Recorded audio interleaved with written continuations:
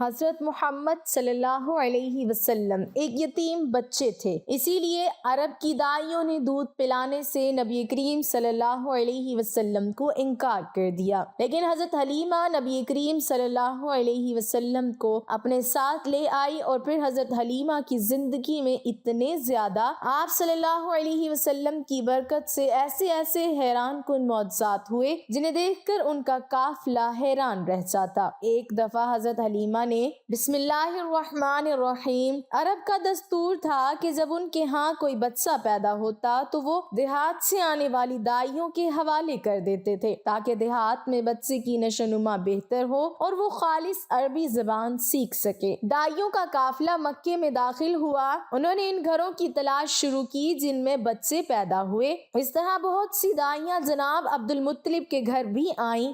نبی کریم صلی اللہ علیہ وسلم کو دیکھا، لیکن جب انہیں معلوم ہوا کہ یہ بچہ تو یتیم پیدا ہوا ہے تو اس خیال سے چھوڑ کر آگے بڑھ گئی کہ یتیم بچے کے گھرانے سے انہیں کیا ملے گا۔ یہ سعادت تو حضرت حلیمہ رضی اللہ تعالی عنہا کی حصے میں آنا تھی۔ جب حضرت حلیمہ مکہ پہنچی تو انہیں معلوم ہوا سب عورتوں کو کوئی نہ کوئی بچہ مل گیا ہے اور اب صرف وہ بغیر بچے کی رہ گئی ہیں، اور اب کوئی بچہ باقی نہیں بچا۔ ہاں، ایک یتیم بچہ ضرور باقی ہے جس سے دوسری عورتیں چھوڑ گئی ہیں۔ حلیمہ سعدیہ نے اپنے شوہر عبداللہ ابن حارث سے کہا، خدا کی قسم مجھے یہ بات بہت ناگوار گزر رہی ہے کہ میں بچے کے بغیر جاؤں، دوسری سب عورتیں بچے لے کر جائیں، یہ مجھے تانے دیں گی، اس لیے کیوں نہ ہم اس یتیم بچے کو لے لیں۔ عبداللہ بن حارث بولے، کوئی حرج نہیں، ہو سکتا ہے اللہ اسی بچے کے ذریعے ہمیں خیر و برکت عطا فرما دے۔ چنانچہ حضرت حلیمہ سعدیہ رضی اللہ تعالی عنہا عبد المطلب کے گھر گئیں۔ جناب عبد المطلب اور آمنہ رضی اللہ تعالی عنہا نے انہیں خوش آمدید کہا۔ پھر آمنہ انہیں بچے کے پاس لے آئیں۔ آپ اس وقت ایک اونی چادر میں لپٹے ہوئے تھے،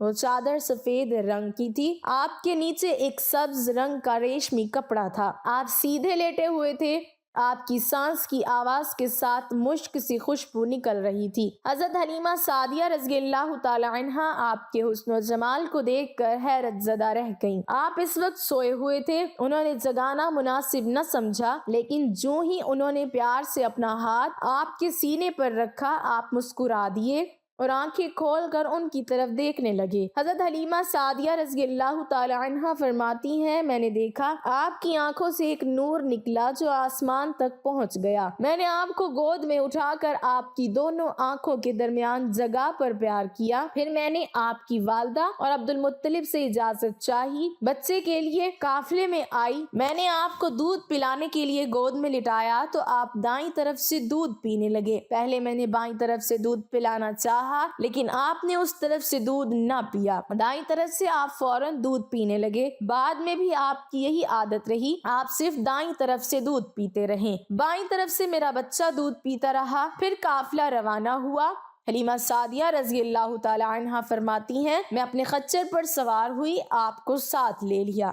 اب جو ہمارا خچر چلا تو اس قدر تیز چلا کہ اس نے پورے قافلے کی سواریوں کو پیچھے چھوڑ دیا۔ پہلے وہ مریل ہونے کی بنا پر سب سے پیچھے رہتا تھا۔ میری خواتین ساتھی حیرانگی سے مخاطب ہوئی، اے حلیمہ آج کیا ہو رہا ہے؟ تمہارا خچر اس قدر تیز کیسے چل رہا ہے؟ کیا یہ وہی خچر ہے جس پر تم آئی تھی اور جس کے لیے ایک قدم اٹھانا مشکل تھا؟ جواب میں نے ان سے کہا، بے شک یہ وہی خچر ہے، اللہ کی قسم اس کا معاملہ عجیب ہے۔ پھر یہ لوگ بنو سعد کی بستی پہنچ گئے، ان دنوں یہ علاقہ خشک اور قحط زدہ تھا۔ حلیمہ سعدیہ رضی اللہ تعالی عنہا فرماتی ہیں، اس شام جب ہماری بکریاں چر کر واپس آئیں تو ان کے تھن دودھ سے بھرے تھے، جبکہ اس سے پہلے ایسا نہیں ہوتا تھا، ان میں سے دودھ بہت کم اور بہت مشکل سے نکلتا تھا۔ ہم نے اس دن اپنی بکریوں کا دودھ دھویا اور ہمارے سارے برتن بھر گئے اور ہم نے جان لیا کہ ساری برکت اس بچے کی وجہ سے ہے۔ آس پاس کی عورتوں میں بھی یہ بات پھیل گئی، ان کی بکریاں بدستور بہت کم دودھ دے رہی تھیں، غرض ہمارے گھر میں ہر طرف ہر چیز میں برکت نظر آنے لگی۔ دوسرے لوگ تعجب میں رہے۔ اس طرح 2 ماہ گزر گئے، 2 ماہ ہی میں آپ چلنے پھرنے لگے، آپ 8 ماہ کے ہوئے تو باتیں کرنے لگے اور آپ کی باتیں سمجھ میں آتی تھیں۔ 9 ماہ کی عمر میں تو آپ بہت صاف گفتگو کرنے لگے، اس دوران آپ کی بہت سی برکات دیکھنے میں آئی۔ حلیمہ سعدیہ فرماتی ہیں جب میں آپ کو اپنے گھر لے آئی تو بنو سعد کا کوئی گھرانہ ایسا نہ تھا جس سے مشک کی خوشبو نہ آتی تھی۔ اس طرح سب لوگ آپ سے محبت کرنے لگے۔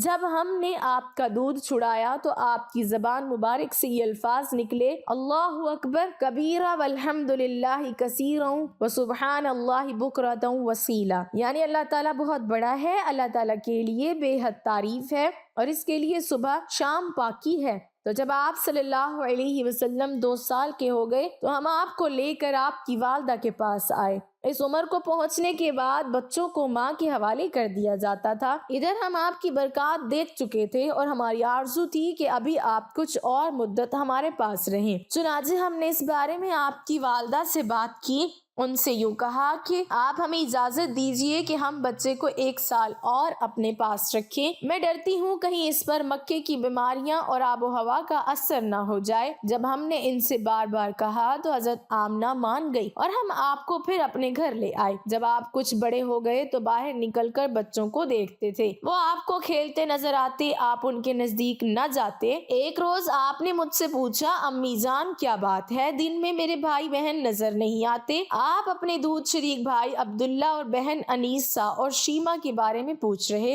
حلیمہ رضی اللہ تعالی عنہ فرماتی ہیں میں نے آپ کو بتایا وہ صبح سویرے بکریاں چرانے جاتے ہیں، شام کے بعد گھر آتے ہیں۔ یہ جان کر آپ نے فرمایا تب مجھے بھی ان کے ساتھ بھیج دیا کریں۔ اس کے بعد آپ اپنے بھائی بہنوں کے ساتھ جانے لگی، آپ خوش خوش جاتے اور واپس آتے۔ ایسے میں ایک دن میرے بچے خوفزدہ انداز میں دوڑتے ہوئے آئے اور گھبرا کر بولے، امی جان جلدی چلیے ورنہ بھائی محمد ختم ہو جائیں گے۔ یہ سن کر ہمارے تو ہوش اڑ گئے، دوڑ کر وہاں پہنچے، ہم نے آپ کو دیکھا، آپ کھڑے ہوئے تھے، رنگ اڑا ہوا تھا، چہرے پر زردی چھائی ہوئی تھی اور یہ اس لیے نہیں تھا کہ آپ کو سینہ چاک کیے جانے سے کوئی تکلیف ہوئی تھی بلکہ ان فرشتوں کو دیکھ کر آپ کی حالت ہوئی تھی۔ حلیمہ سعدیہ رضی اللہ تعالی عنہ فرماتی ہیں ہم نے آپ سے پوچھا کیا ہوا تھا، آپ نے بتایا میرے پاس 2 آدمی آئے تھے اور سفید کپڑے پہنے ہوئے تھے، وہ دونوں حضرت جبرائیل اور حضرت میکائیل علیہ السلام تھے۔ ان دونوں میں سے ایک نے کہا کیا یہ وہی ہے؟ دوسرے نے جواب دیا ہاں یہ وہی ہے۔ پھر وہ دونوں میرے قریب آئے، مجھے پکڑا اور مجھے لٹا دیا، اس کے بعد انہوں نے میرا پیٹ چاک کیا اور اس میں سے کوئی چیز تلاش کرنے لگے، آخر انہیں وہ چیز مل گئی اور انہوں نے اسے باہر نکال کر پھینک دیا، میں نہیں جانتا وہ کیا چیز تھی۔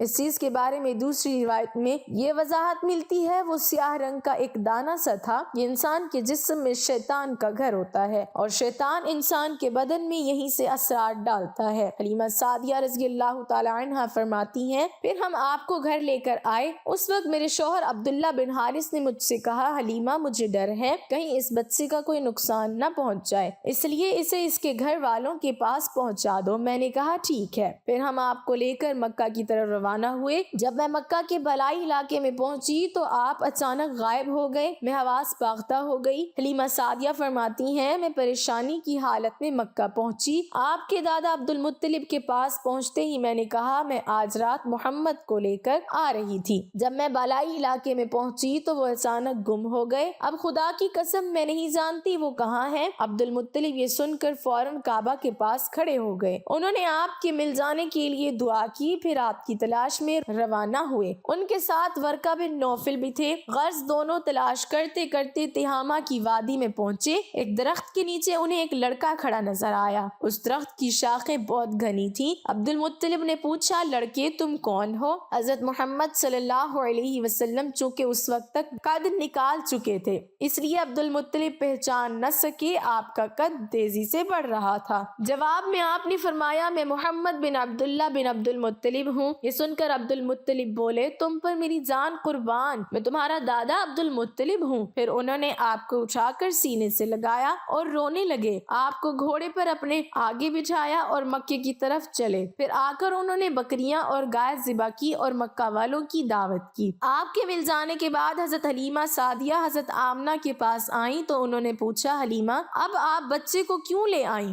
آپ کی تو خواہش تھی کہ ابھی آپ کے پاس اور رہیں۔ انہوں نے جواب دیا یہ اب بڑے ہو گئے ہیں، اور اللہ کی قسم میں اپنی ذمہ داری پوری کر چکی ہوں۔ میں خوف محسوس کرتی رہتی ہوں کہیں انہیں کوئی حادثہ نہ پیش آ جائے، لہٰذا انہیں آپ کے سپرد کرتی ہوں۔ حضرت آمنہ یہ جواب سن کر حیرت ہوئی اور بولی مجھے سچ سچ بتاؤ ماجرا کیا ہے؟ تب انہوں نے سارا حال کہہ سنایا۔ حلیمہ سعدیہ نے دراصل کہیں عجیب و غریب واقعات دیکھے تھے، ان واقعات کی وجہ سے وہ بہت پریشان ہو گئی تھی۔ پھر سینے مبارک چاک کیے جانے والا واقعہ پیش آیا تو وہ آپ کو فوری طور پر واپس کرنے پر مجبور ہو گئی۔ ان واقعات کو حضرت حلیمہ رضی اللہ تعالی عنہا اس طرح بیان کرتی ہیں، ایک مرتبہ یہودی کی ایک جماعت میرے پاس سے گزری کہ لوگ آسمانی کتاب تورات کو ماننے کا دعویٰ کرتے تھے۔ میں نے ان سے کہا کہ آپ لوگ میرے اس بیٹے کے بارے میں کچھ بتا سکتی ہیں؟ ساتھ ہی میں نے حضور صلی اللہ علیہ وسلم کی پیدائش کے بارے میں انہیں تفصیلات سنائیں۔ یہودی تفصیلات سن کر آپس میں کہنے لگے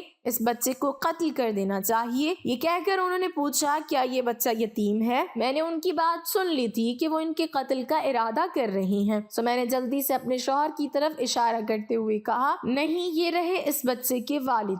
تب انہوں نے کہا اگر یہ بچہ یتیم ہوتا تو ہم ضرور اسے قتل کر دیتے۔ یہ بات انہوں نے اس لیے کہی کہ انہوں نے پرانی کتابوں میں پڑھ رکھا تھا ایک آخری نبی آنے والا ہے، ان کا دین سارے عالم میں پھیل جائے گا، ہر طرف ان کا بول بالا ہوگا، ان کی پیدائش اور بچپن کی علامات ہوں گی اور یہ کہ وہ یتیم ہوں گے۔ اب چونکہ ان سے حلیمہ سعدیہ نے یہ کہہ دیا کہ یہ بچہ یتیم نہیں ہے تو انہوں نے خیال کر لیا کہ یہ وہ بچہ نہیں۔ اس طرح انہوں نے بچے کو قتل کرنے کا ارادہ ترک کر دیا۔ اس طرح ان کے ساتھ یہ واقعہ پیش آیا۔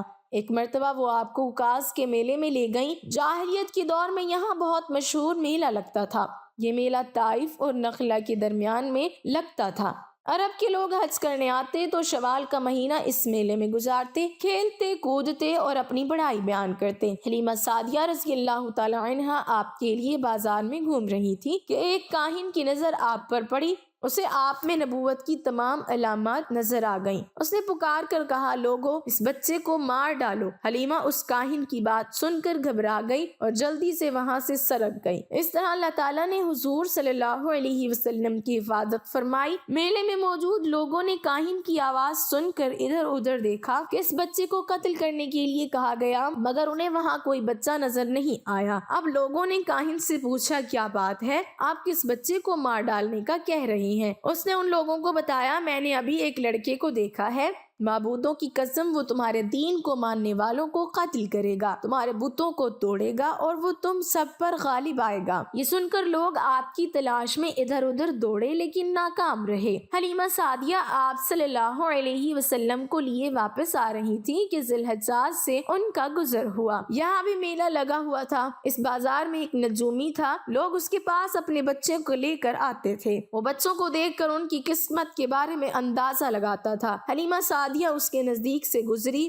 تو نجومی کی نظر حضور صلی اللہ علیہ وسلم پر، نجومی کو آپ صلی اللہ علیہ وسلم کی مہر نبوت نظر آ گئی۔ ساتھ ہی آپ صلی اللہ علیہ وسلم کی آنکھوں کی خاص سرخی اس نے دیکھ لی۔ وہ چلا اٹھا اے عرب کے لوگوں اس لڑکے کو قتل کر دو، یہ یقیناً تمہارے دین کے ماننے والوں کو قتل کرے گا، تمہارے بتوں کو توڑے گا اور تم پر غالب آئے گا۔ یہ کہتے ہوئے وہ آپ کی طرف جھپٹا لیکن اسی وقت وہ پاگل ہو گیا اور اس پاگل پن میں مر گیا۔ ایک اور واقعہ سیرت ابن حشام میں ہے کہ حبشہ کے عیسائیوں کی ایک جماعت حضور صلی اللہ علیہ وسلم کے پاس سے گزری۔ اس وقت آپ صلی اللہ علیہ وسلم حضرت حلیمہ سعدیہ کے ساتھ تھے اور وہ آپ کو آپ کی والدہ کے حوالے کرنے جا رہی تھی۔ ان عیسائیوں نے آپ صلی اللہ علیہ وسلم کے کندھوں کے درمیان مہر نبوت کو دیکھا اور آپ صلی اللہ علیہ وسلم کی آنکھوں کی سرخی کو بھی دیکھا۔ انہوں نے حلیمہ سعدیہ سے پوچھا کیا اس بچے کی آنکھوں میں کوئی تکلیف ہے؟ انہوں نے جواب میں کہا نہیں، کوئی تکلیف نہیں، یہ سرخی تو ان کی آنکھوں میں قدرتی ہے۔ ان عیسائیوں نے کہا اس بچے کو ہمارے حوالے کر دو، ہم اسے اپنے ملک لے جائیں گے،